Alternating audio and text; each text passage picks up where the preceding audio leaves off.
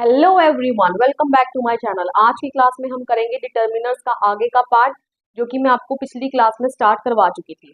तो आगे बढ़ने से पहले फटाफट से आपको बता देती हूँ डिटर्मिनर्स एक्चुअली में होते क्या है, एक छोटा सा रीकैप कर लेते हैं।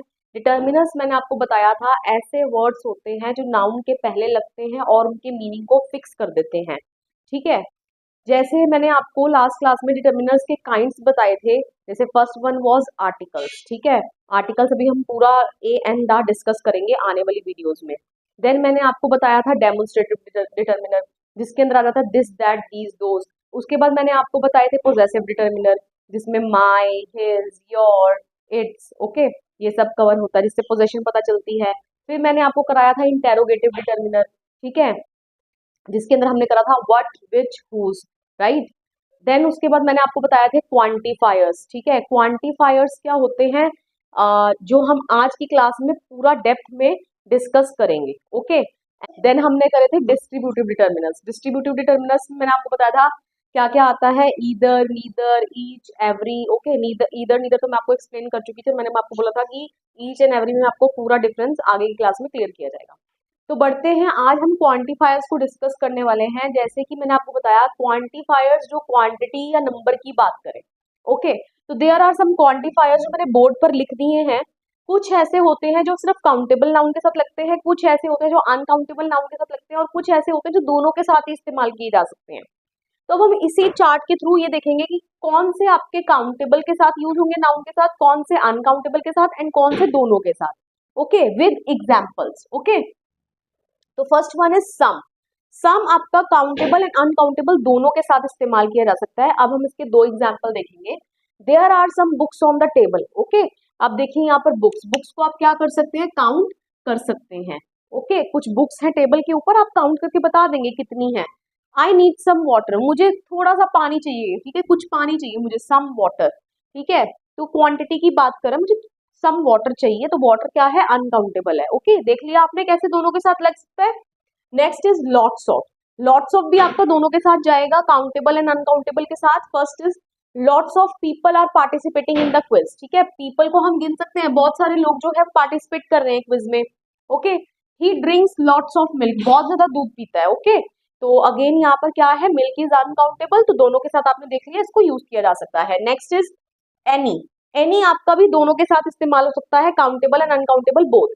ही did not give me any coins. ठीक है, उसने मुझे कोई कॉइन्स नहीं दिए। ओके, एनी कॉइन्स, तो कॉइन्स को यहाँ पर कॉइन काउंट किया जा सकता है। Whereas there is not any juice. ठीक है, कोई जूस नहीं है जग में।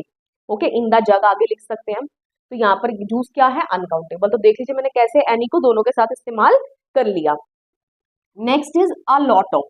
देखो, lots of and a lot of means the same, दोनों का मतलब सेम होता है।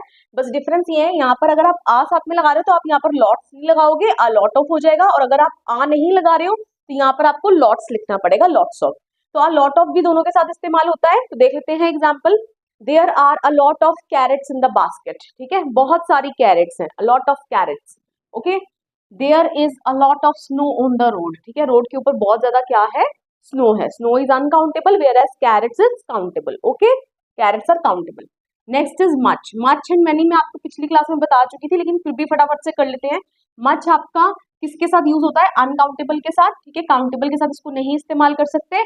अनकाउंटेबल के साथ यूज होगा तो क्या सेंटेंस स्ट्रक्चर रहेगा हमारा, I don't have much patience, मेरे अंदर ज्यादा पेशेंस नहीं है। पेशेंस को आप काउंट नहीं कर सकते हो, patience is uncountable. Okay, next many. Many को आप काउंटेबल के साथ लगाओगे, obviously. I have so many pens. ठीक है, मेरे पास बहुत सारे पेन्स हैं, and I can count those pen, मैं उन पेन्स को काउंट भी कर सकती हूँ। Okay, next is little, a little, the little. ठीक है, जब हम लिटिल वर्ड पर आते हैं तो लिटिल के हमारे पास तीन केसेस होते हैं, जहां पर हम लिटिल भी लिख सकते हैं, आ लिटिल भी लिख सकते हैं, द लिटिल भी लिख सकते हैं। बस इनमें मीनिंग में डिफरेंस है। क्या डिफरेंस है वही हम समझेंगे। सबसे पहले तो जान लेते हैं, लिटिल को हमेशा हमने अनकाउंटेबल के साथ इस्तेमाल करना है, काउंटेबल के साथ इसको हम यूज नहीं कर सकते हैं। ओके, तो लिटिल का मतलब होता है, नेगेटिव सेंस में बात करता है, इसका मतलब कि बिल्कुल नेगेटिव क्वांटिटी है किसी चीज की। ओके, आ लिटिल मतलब सम दो नॉट मच, मतलब कि कुछ तो है, ये पॉजिटिव एस्पेक्ट के ऊपर बात करता है कि हाँ कुछ तो है। लिटिल आ जाएगा तो नेगेटिव सेंस में, आ लिटिल आ जाएगा तो पॉजिटिव सेंस में, हाँ कुछ तो है। The little not much but all there is, ज्यादा तो नहीं है बट जितना है हम उस पूरे को कवर कर रहे हैं। ओके तो देख लेते हैं एग्जाम्पल, मैंने तीनों का ही एग्जाम्पल लिखा है यहाँ पे। There is little water in the jug, ठीक है, देख लीजिए लिटिल का इस्तेमाल कर रहा है, इसका मतलब नेगेटिव सेंस में बात कर रहा है, इसका मतलब पानी बहुत कम है, ठीक है। There is a little water, ठीक है, थोड़ा सा इन द जग मैंने नहीं लिखा आगे, वो आप लिख लीजिएगा। तो आ लिटिल वाटर लिखा है, अब ये डिपेंड करता है कि हम देखकर इस्तेमाल करेंगे कि मुझे लिटिल लगाना है, आ लिटिल लगाना है। अगर बिल्कुल ना के बराबर पानी है तो आप लिटिल वर्ड का इस्तेमाल करेंगे, और अगर कुछ पानी है, अगर आप पॉजिटिव एस्पेक्ट पे बात कर रहे हैं तो आप आ लिटिल का इस्तेमाल करेंगे। Okay next is the little water in the jug is used for making tea, ठीक है।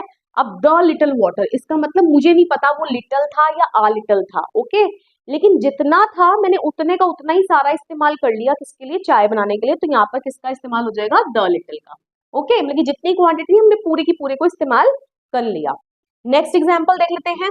आई और वाटर, आप देख लीजिए तीनों ही केसेस में क्या है, अनकाउंटेबल है। Okay next is I speak little Spanish, ठीक है, स्पेनिश जो लैंग्वेज है, अब मुझसे कोई एक्सपेक्ट कर रहा होगा कि हाँ ये मुझे स्पेनिश में जवाब देगी, राइट, इसको स्पेनिश बहुत अच्छी आती होगी, तो मैं बोल सकती हूँ I am sorry I speak little Spanish, ठीक है। लिटिल मतलब नेगेटिव सेंस में बात कर रही हूँ कि मुझे स्पेनिश इतनी नहीं आती है। Okay next I can speak a little Spanish, okay now I am talking in positive way, okay कि मुझे कुछ तो आती है, ऐसा नहीं है कि बिल्कुल ही मामला गड़बड़ है, कुछ तो आती है। Okay next he donated the little money he had, अब अगेन मैंने यहाँ सेंटेंस थोड़ा सा चेंज करना पड़ा, the little money he had, मतलब कि द लिटिल मतलब हमें नहीं पता वो लिटिल थी या आ लिटिल थी, लेकिन जितनी थी उसने वो पूरी मनी क्या कर दी, डोनेट कर दी। तो द लिटिल में हमें नहीं पता कितनी है, लिटिल है, आ लिटिल है, जितनी है उस सभी की बात कर दी जाती है। ओके आई होप सो आपको little, a little, the little में डिफरेंस क्लियर हो गया, अब आपको कोई कंफ्यूजन नहीं रहेगा। नेक्स्ट बढ़ते हैं हम few, uh few, the few की ओर। अब सबसे पहले तो ये आपने ध्यान रखना है, जैसे ये आपके अनकाउंटेबल के साथ इस्तेमाल होते हैं, इन द सेम मैनर ये आपके काउंटेबल के साथ इस्तेमाल होंगे, ठीक है, काउंटेबल नाउन्स के साथ, अनकाउंटेबल के साथ इस्तेमाल नहीं होंगे। ओके अब यहाँ पर भी वही डिफरेंस रहेगा, जैसे यहाँ आपको अगर समझ आ गया तो यहाँ पर भी वही मतलब है। फ्यू मतलब नॉट मैनी, नेगेटिव सेंस में बात हो रही है, आ फ्यू मतलब कुछ तो है, पॉजिटिव सेंस में बात हो रही है, एंड द फ्यू मुझे नहीं पता वो फ्यू है या आ फ्यू है, लेकिन जितने हैं उन सबको हमने कवर कर लिया। ओके तो देख लेते हैं एग्जाम्पल्स के थ्रू समझते हैं। I have few friends, okay मेरे फ्यू फ्रेंड्स मैंने लिखा है, इसका मतलब मैं नेगेटिव सेंस में बात कर रही हूँ, इतने नहीं है, ठीक है, बहुत कम फ्रेंड्स है मेरे। आई हैव फ्यू फ्रेंड्स, मैं ये भी बोल सकती थी आई हैव अ फ्यू फ्रेंड्स, मेरे पास कुछ फ्रेंड्स तो हैं, पॉजिटिव सेंस में बात कर रही हूँ, ठीक है, कुछ तो मेरे दोस्त हैं, I have a few friends. Okay next the few friends of mine were invited to the party, okay अब मुझे नहीं पता, है तो कम ही, लेकिन जितने हैं उन सभी को इंक्लूड कर लिया, जितने भी मेरे दोस्त हैं उन सबको पार्टी में बुला लिया। ओके तो द फ्यू का इस्तेमाल करना पड़ेगा। ओके क्लियर, अब एक और एग्जाम्पल के थ्रू समझते हैं। There were few books left to choose from, ठीक है, there were few books left to choose from, तो जैसे होता है ना बुक्स आकर सभी जो है एग्जीबिशन लगती है तो स्टार्टिंग के डेज में सारा स्टॉक निकल जाता है, एंड में तो बचा कुचा माल रह जाता है, राइट, तो यहाँ पर यही बोल रहा है फ्यू बुक्स रह गई हैं जिसमें से चूज कर सकते हैं। फ्यू मतलब नेगेटिव सेंस में बात की जा रही है, इतनी अब किताबें नहीं रह गई हैं कि आपके पास बहुत सारे ऑप्शंस हैं ना और आप बड़े आसानी से चूज कर लो, बहुत फ्यू ऑप्शंस रह गए हैं। Okay next I at a few cookies with lunch, ठीक है, अ फ्यू मतलब पॉजिटिव सेंस में बात करूँ, मैंने कुछ तो कुकीज खाए हैं, ठीक है, विद लंच, लंच के साथ। Okay next the few options we have are excellent, ठीक है, द फ्यू ऑप्शंस मतलब ज्यादा नहीं है लेकिन जितनी भी है उन सबकी बात कर दी है, जितनी भी ऑप्शंस हमारे पास हैं वो क्या है, आर एक्सीलेंट, बहुत बढ़िया ऑप्शंस हैं। ओके आई होप सो आपको a few, few and the few में भी डिफरेंस क्लियर हो गया है। Next is enough know all, enough know all जो है आपके दोनों के साथ इस्तेमाल हो जाते हैं, काउंटेबल के साथ भी प्लस अनकाउंटेबल के साथ भी। दोनों तीनों के एग्जांपल्स देख लेते हैं। First is there are enough chairs, ठीक है, देयर आर इनफ चेयर्स, ठीक है, काफी है चेयर्स, एंड चेयर्स को मैं काउंट कर सकती हूँ।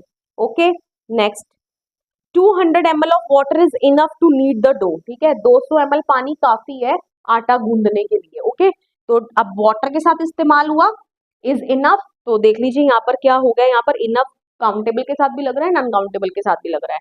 अब नेक्स्ट देख लेते हैं, नो को देखते हैं हम। There were no leaves on the trees, ठीक है, पेड़ पर कोई लीव्स नहीं है, कोई फ्लावर्स नहीं है, कुछ भी लिख सकते हैं, ठीक है। तो अब हम फ्लावर्स को या लीव्स को काउंट कर सकते हैं। Whereas there is no milk, ठीक है, दूध है ही नहीं, तो नो मिल्क, मिल्क क्या है आपका अनकाउंटेबल है, तो हमने दोनों के साथ इसको इस्तेमाल कर लिया, काउंटेबल एंड अनकाउंटेबल के साथ। Next, all the students are present today, सभी स्टूडेंट्स क्या है आज प्रेजेंट है, एंड स्टूडेंट को मैं काउंट कर सकती हूँ, okay. Next, all junk food is bad for you, सारे प्रकार का, all type of junk food is bad for you, सभी प्रकार का जंक फूड तुम्हारे लिए क्या है, बैड है, नुकसानदायक है, ओके। तो यहाँ पर मैंने ऑल का इस्तेमाल करा अनकाउंटेबल नाउन के साथ विच इज फूड, ओके। तो आई होप सो आपको इस चार्ट के थ्रू सभी क्वांटिफायर्स जो हैं बहुत अच्छे ढंग से क्लियर हो गए हैं। If still remained any doubt, आप मुझे कमेंट सेक्शन में कमेंट करके बताइएगा। वीडियो पसंद आया हो वीडियो को लाइक करिए, शेयर करिए, कमेंट करके बताइए वीडियो आपको कैसा लगा, and please don't forget to subscribe my channel. मिलेंगे नेक्स्ट वीडियो में, टिल देन बाय बाय।